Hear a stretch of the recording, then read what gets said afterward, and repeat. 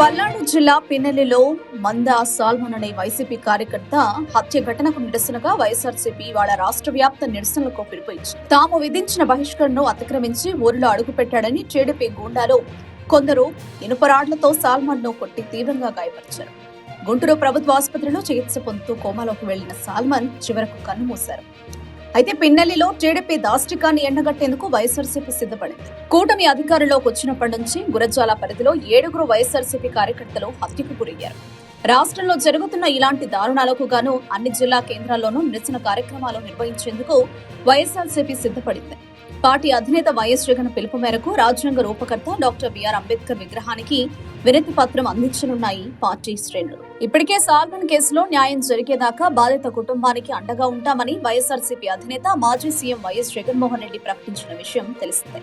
అంతేకాదు ఆ కుటుంబానికి పార్టీ తరపున 5 లక్షల సాయం కూడా ప్రకటించారు. మరోవైపు శుక్రవారం సాల్మన్ మృతదేహానికి పెన్నెల్లిలో అంత్యక్రియలు జరగకుండా టీడీపీ నేతలు తీవ్ర ప్రయత్నాలు చేశారు. మృతదేహంతో వస్తున్న వాహనాన్ని పోలీసులతో కలిసి అడ్డుకున్నారు. వైఎస్ఆర్సీపీ నేతల రాక కారణంగానే తాము అడ్డుకుంటున్నట్లు పోలీసు బాహాటంగానే ప్రకటించారు. దీంతో ఇరు వర్గాల మధ్య కాసేపు వాగ్వాదం జరిగింది. ఆ సమయంలోనే మాజీ ఎమ్మెల్యే కాసు మహేష్ రెడ్డి వైఎస్ జగన్ ను ఫోన్ చేసి మాట్లాడారు. అంత్యక్రియలను అడ్డుకుంటూ పోలీసులు వ్యవహరించిన తీరుపైన ఆయన భగ్గుమన్నారు. అలా గంటన్నర తర్వాత పిన్నెల్లి గ్రామంలోని సాల్మన్ మృతదేహాన్ని వైఎస్ఆర్సీపీ నేతలను అనుమతించారు. పిన్నెల్లి గ్రామానికి చెందిన దళితుడు సాల్మన్ మొదటి నుంచి వైఎస్ఆర్సీపీలో క్రియాశీలకంగా ఉంటున్నాడు.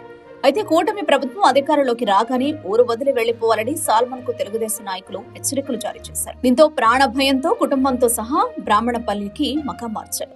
వైఎస్ఆర్సీపీ నేతలు ధైర్యం చెబుతుండటంతో 2 నెలల కిందట సాల్మన్ కుటుంబం తిరిగి పిన్నెల్లికి వచ్చే ప్రయత్నం చేసింది. ఈ క్రమంలో కొందరు స్థానికుల సహాయంతో టీడీపీ నేతలు వాళ్లను అడ్డుకున్నారు. పంచాయతీ తర్వాత చివరకు సాల్మన్ మినహా కుటుంబ సభ్యులను మాత్రమే ఊర్లో ఉండేందుకు అనుమతించారు. అయితే సాల్మన్ భార్య ఈ మధ్య అస్వస్థతకు గురైంది. దీంతో ఈ నెల 10వ తేదీన పిన్నెల్లి వెళ్లి ఆమెను చూడడానికి సాల్మన్ ప్రయత్నించాడు. రావద్దన్నా ఎందుకొచ్చావంటూ టీడీపీ గూండాలు ఆయన్ని రాడ్లతో చితకబాదారు. తీవ్ర గాయాలు కావడంతో కుటుంబ సభ్యులు గుంటూరు ప్రభుత్వ ఆసుపత్రికి తరలించారు. చికిత్స పొందుతున్న టైంలోనే కోమాలోకి వెళ్లిన సాల్మన్ చివరకు 4 రోజుల తర్వాత కన్నుమూశాడు. త్వరలో బాధిత కుటుంబాన్ని కలిసి వైఎస్ జగన్ పరామర్శిస్తారని పార్టీ వర్గాలు చెబుతున్నాయి.